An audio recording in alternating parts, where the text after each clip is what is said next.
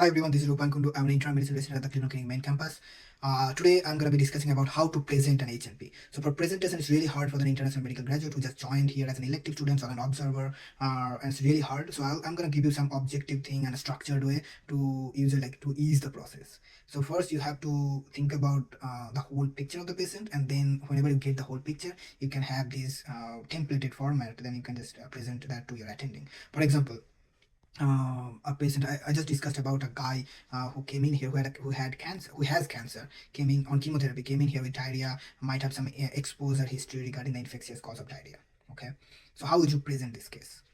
So you will say, okay, the patient, 27-year-old guy coming in with 6 to 8 or 8 to 10 non-bloody watery diarrhea per day. That's it. And then you said pertinent past medical history is like basically past medical history is relevant for this type of cancer on chemo, last dose of chemo was this, and that's it. Next is hypertension, next is hyperlipidemia, next is probably had some kind of heart issues, for example ASM or whatever.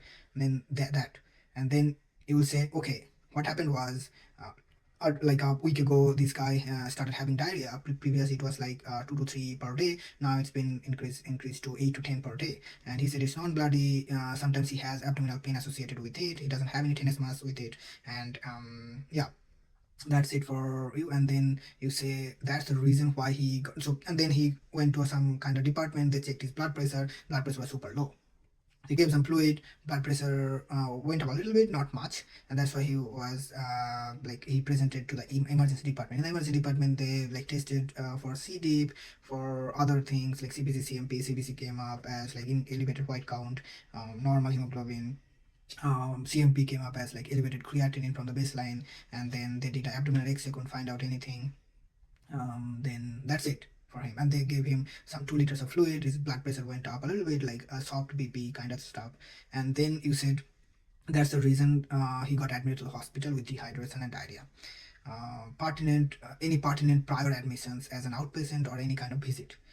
So prior admission regarding that, you can say, okay, this dude was admitted like probably like 3-4 weeks ago with the same symptoms after the chemo and was suspected to have chemo-induced diarrhea. Then any relevant family history. For this dude, I don't know, like any kind of relevant exposure history. Like for example, he went to a barbecue or whatever that can predispose you to an infectious diarrhea. Then any smoking history, any alcohol history, drug abuse. Then you said nothing, or if they have any kind of, you say, okay, he has this kind of thing. And then you say, okay, going to the objective part, now vital stable, doing well, slightly tachycardic, on physical exam, nothing pertinent, probably positive, like mild tenderness over all quadrant of the abdomen. You can say that if it's positive. There's no guarding rigidity, nothing. So you don't need to tell the whole physical exam, oh, chest was fine, heart was fine. You don't need to tell that. You just need to tell the pertinent positive or negative. For example, pertinent positive was like mild tenderness, pertinent negative was no guarding, no rigidity. Then you say labs are pertinent for in elevated white count, elevated creatinine, and then you said imaging finding, they did an abdominal X-ray, couldn't find anything. That's it. Now you're like coming to the assessment and plan.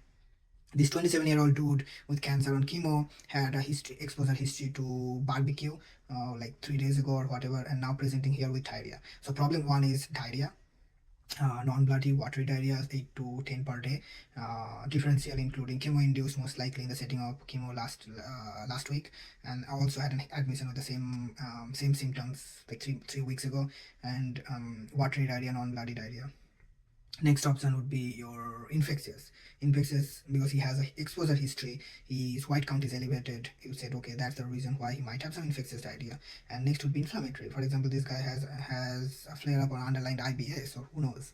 So, and you say, okay, less likely. And then your plan would be like giving anti-diarrheal, testing for GI panel, for bacteria, for viruses and stuff.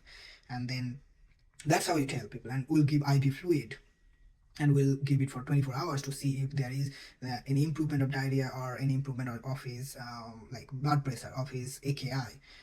And then the second problem would be AKI. Why? You explain that and plan, okay, we're giving IV fluid. If AKI is improving, we'll check that tomorrow morning. Third problem is diabetes or whatever. You said, okay, he was on insulin. What type of, whenever you are writing diabetes, you have to mention what type of diabetes and the last HbA1c. You said, okay, last HbA1c was that he was on insulin at home. Now we will give him insulin. That's it. That's the thing you have to present. nothing extra at all. You will nail it. Bye bye.